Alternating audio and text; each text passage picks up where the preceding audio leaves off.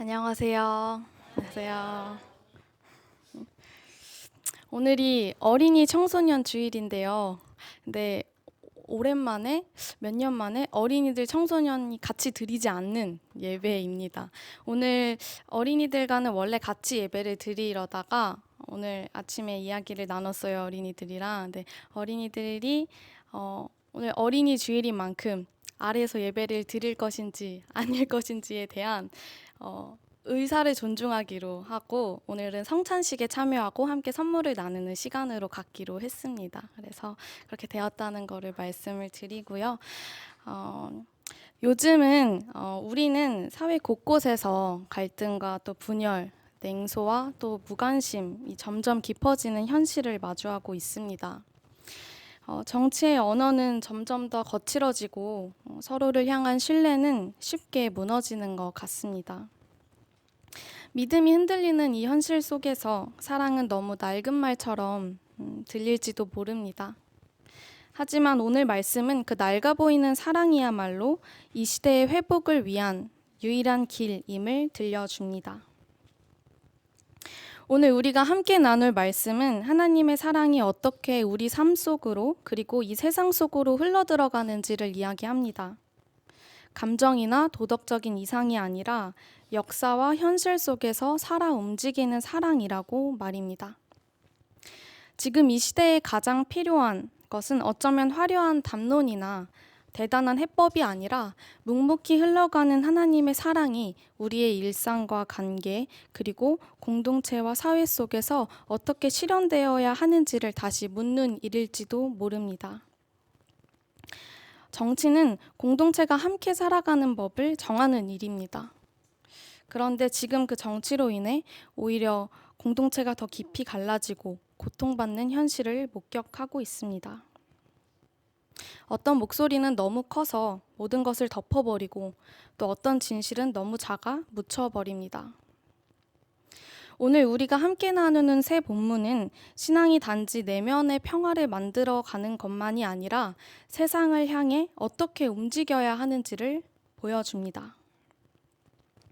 미가에서는 하나님 앞에 서는 참된 제사가 무엇인지를 묻고 요한복음은 사랑이 어떻게 친구를 위해 자기 목숨을 내어주는 것으로 구체화되는지를 말하며 로마서는 악을 악으로 갚지 말고 악을 선으로 이기라는 급진적인 사랑의 윤리를 제시해 줍니다. 오늘 우리는 새 본문 미가서, 요한복음, 로마서를 통해서 그 사랑의 흐름을 따라가 보려고 합니다. 사랑이 어떻게 하나님에게서 시작되어 예수 그리스도를 통해 구체화되고 또 제자들, 곧 우리를 통해서 세상으로 흘러가는지를 이 거룩한 흐름에 함께 하시기를 간절히 소망합니다. 사랑은 눈에 보이지 않는다라는 말이 있습니다. 동의하시나요? 정말 그럴까요? 우리는 자주 사랑을 느낍니다. 누군가 내 이름을 기억해 줄 때, 그리고 손을 뻗어줄 때, 그리고 나를 위해서 한 걸음 더 걸어가 줄 때, 밥을 챙겨줄 때, 그리고 침묵 속에서도 옆에 있어 줄 때, 그때 우리는 안 보이던 사랑을 보게 됩니다. 성경이 말하는 사랑도 마찬가지입니다.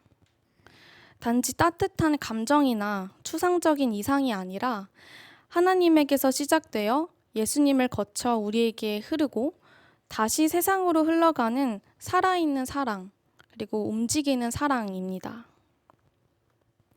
독일의 신약학자 볼프강 바이스는 요한복음의 사랑 개념이라는 연구에서 요한복음의 사랑은 단순한 감정이 아니라 하나님의 본질이 인간 역사 속에 구체화되는 방식이라고 설명합니다. 하나님의 사랑은 단순한 관념이 아닌 세상 속에서 흐르는 실체입니다.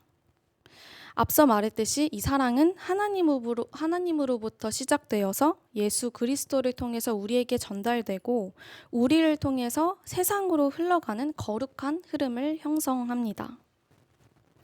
세상의 사랑이 주로 감정에 기초하거나 호혜적인 교환, 기브 앤 테이크의 원리에 의존한다면 성경이 말하는 하나님의 사랑은 그 본질과 방향, 목적에서 근본적으로 다릅니다.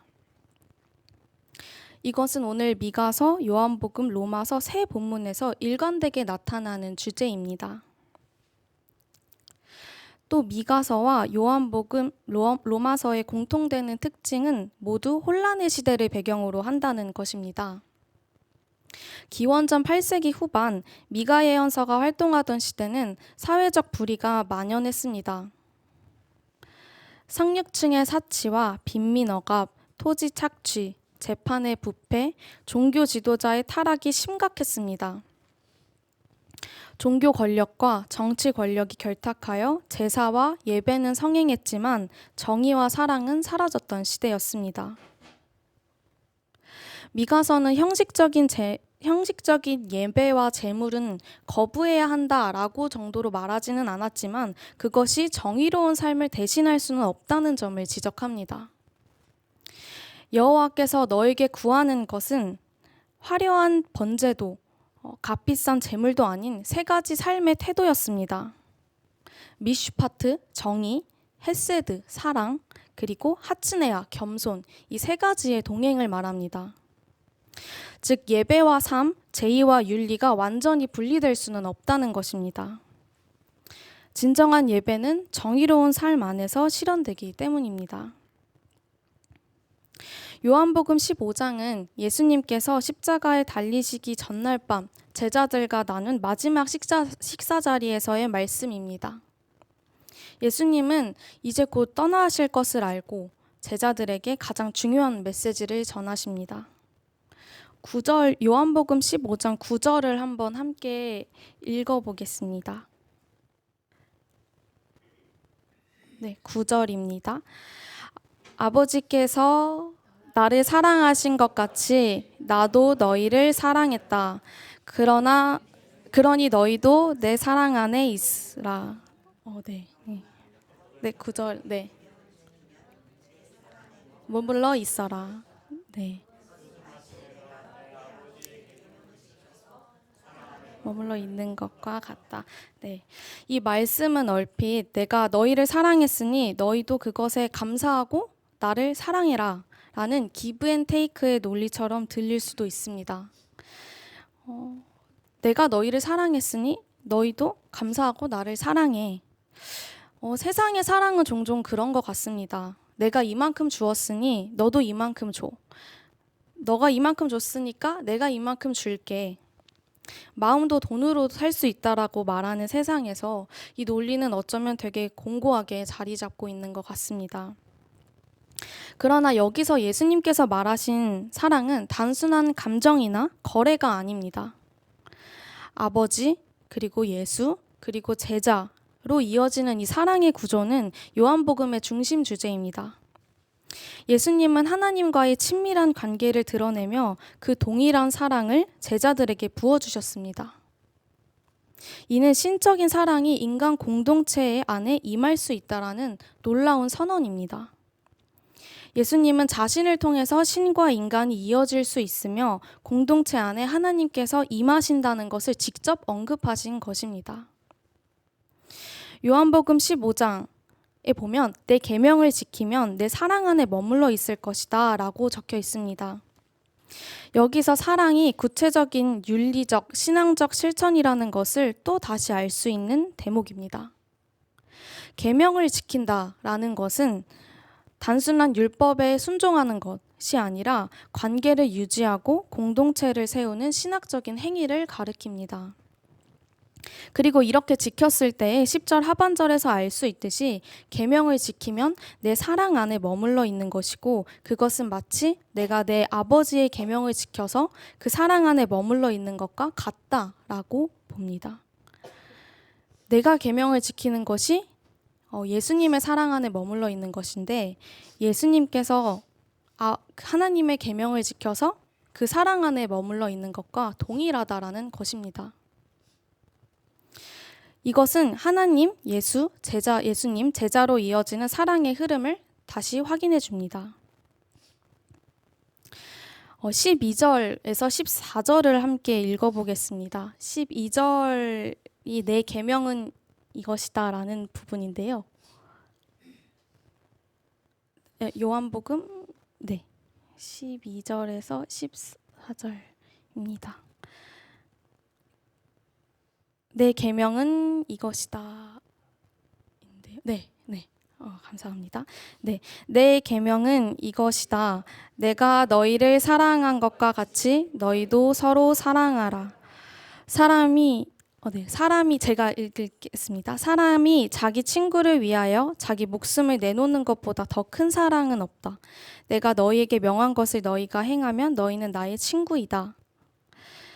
예수께서 제자들을 종이 아니라 친구로 부르신 이 선언은 예수와 제자 사이의 관계의 전환을 보여주는 장면입니다.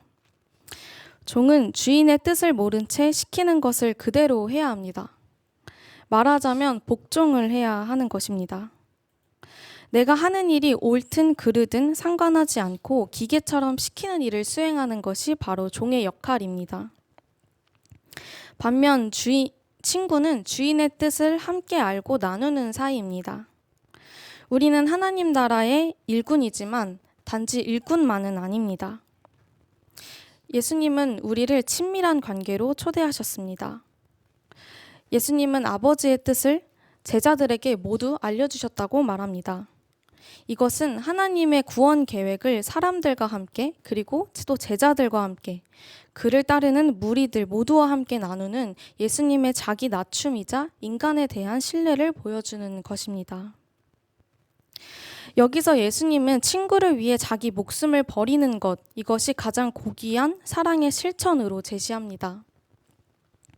이것은 예수님 자신이 십자가에 못 박혀 죽게 되는 일이 바로 친구인 너희들을 위해 고귀한 사랑의 실천하는 것이라는 것을 알리는 일이자 제자들에게 자기 희생적 사랑의 제자도를 요구하는 것이기도 합니다.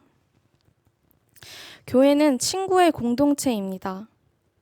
사랑은 말이 아니라 직접 자신의 목숨을 내어주는 행동입니다. 그렇기 때문에 사랑은 눈에 보이지 않는 것이 아닙니다. 사랑은 눈에 보입니다. 직접 행위로 실천할 때, 옆에 이웃을 위해서 자신을 내어주는 행위로 발현될 때, 그것이 진정 사랑이라는 것입니다. 예수님이 십자가에 달리기 전에 말씀하신 사랑의 본질이 바로 여기에 있습니다. 요한복음 15장의 배경은 최후의 만찬 직후입니다.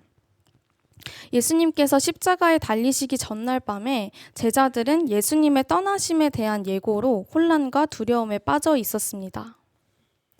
이 상황에서 예수님은 그들에게 사랑과 계명, 즉 내가 너희를 사랑한 것처럼 너희도 서로를 사랑해라 라는 말씀을 주신 것입니다. 이것은 공동체의 관계를 위한 핵심 가르침입니다. 예수님께서는 11절에서 제자들에게 이렇게 말씀하신 이유에 대해서도 설명하십니다. 내가 너희에게 이런 말을 한 것은 내 기쁨이 너희 안에 있게 하고 또 너희의 기쁨이 너희 안에서 넘치게 하려 하는 것이다. 예수님께서는 죽음을 앞두고 박해와 두려움 속에서도 기쁨을 말씀하셨습니다. 기쁨은 환경이나 상황에서 오는 것이 아니라 하나님과의 관계 그리고 서로 간의 사랑의 관계에서 오는 것이기 때문입니다. 서로 사랑하라 라는 이 계명은 공동체가 하나님의 사랑을 재현하는 장이 되어야 함을 알려줍니다. 예수님도 인간의 모습으로 와서 우리와 친구를 맺었는데 인간은 또 인간과 인간 사이의 위계를 만들려고 합니다. 그렇기 때문에 우리는 관계 안에서 또 사회 안에서 이것을 주의해야 합니다. 교회는 주님의 친구로 부름받은 자들의 공동체이며 이는 서로의 뜻을 나누고 책임지는 관계를 전제로 해야 합니다. 예수와 제자 사이의 친구됨은 권위적 위계가 아닌 친밀성과 개방성을 중심으로 한 공동체 질서를 의미하는 것이기 때문입니다. 로마서 12장 9절에서는 사랑에는 거짓이 없다라는 윤리적인 메시지로 시작합니다. 이 본문은 구원받은 자들이 어떻게 서로를 대해야 하는지에 대한 삶의 지침이 적혀 있습니다. 바울이 로마 교회에 보낸 이 편지 역시 혼란의 시대적 배경 속에 있습니다. 바울 신학의 권위자인 제임스 던은 로마서 12장의 2장의 사랑에 관한 가르침은 단순한 도덕적인 훈계가 아니라 그리스도의 죽음과 부활에 참여함으로써 가능해진 새로운 존재 방식의 표현이라고 말합니다. 던에 따르면 바울에게 사랑은 기독교 공동체의 정체성을 형성하는 핵심 윤리이자 하나님의 은혜에 대한 적절한 응답이다라고 표현합니다. 미가서와 그리고 요한복음 그리고 로마서는 모두 한 목소리로 선포합니다. 하나님께 드릴 가장 큰 예배는 사랑으로 살아가는 삶 그 자체라고 말입니다. 예수님의 친구로서 우리는 이 사랑을 실천하며 하나님 나라를 세상 속에 증언하는 사람들입니다. 구약학자 브루그만은 하나님의 사랑은 결코 추상적이거나 개인적인 영역에 머무르지 않고 반드시 공동체적인 그리고 사회적인 차원에서 구현되어야 한다라고도 말합니다. 사랑은 하나님에게서 시작되어서 예수님을 통해서 우리에게 흘러들어왔고 이제 우리를 통해서 세상으로 계속 흘러가야 합니다. 이 사랑이 공동체 내에서만 머무르지 않고 하나님, 예수님, 제자 이렇게 흘렀듯이 세상 속에서 하나님의 사랑을 드러내는 것은 우리 공동체의 책임이기도 합니다. 사랑의 실천은 세상 속에서 교회의 존재 이유이자 정체성입니다. 우리가 미가 6장 그리고 요한복음 15장 그리고 로마서 12장에서 살펴본 것처럼 사랑의 흐름은 하나님의 본질에서 시작하여 예수 그리스도를 통해 계시되고 교회 공동체 안에서 실천되며 궁극적으로는 세상을 향해 나아갑니다.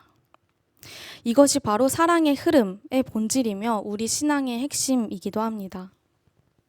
세상에 사랑을 흘려보내는 우리 들꽃님들이 되기를 간절히 소망합니다. 잠시 침묵으로 기도하겠습니다.